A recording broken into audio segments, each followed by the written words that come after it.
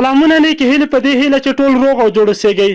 د افغانستان د مشرانو جرګې رئیس فضل هادي مسلمیار وایي په ولسمشریزو ټاکنو کې له بایومټریک پرته کارول شوې رایې باید وشمېرل سي.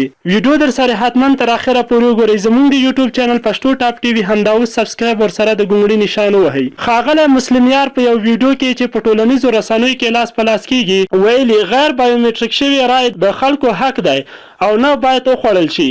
د دغه کمیسیون رئیس هوا علم نورستاني د دوشنبې په ورځ د تلې په 8 وویل چې له بایومټریک پرته رایې باطلې دي. ښاغلي نورستاني زیاته کړه چې د کمیسیون د پریکړې له مخې بایومټریک رایې د اعتبار وړ دي او له دې پرته کارول شوې رایې قطعا نه منو.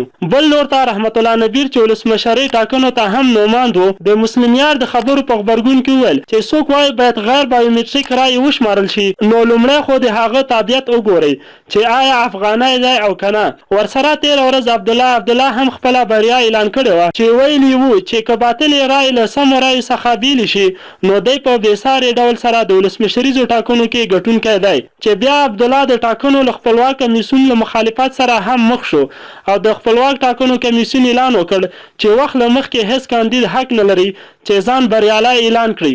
تاسو څه نظر لرئ؟ تاسو د مسلمیار خبرې چې غیر بایومټریک رایې دې هم وشمارل سي او باطلې دې نه اعلانېږي څه نظر لرئ چې دا رایې دې حساب شي او که نه؟ خپل نظرونه مو راته حتما د ویډیو لاندې په کمنټ کې ولیکئ. که ویډیو مو خوښه شوه حتما یې درسره لایک او له نور دوستانو سره مو هم شیر کړئ.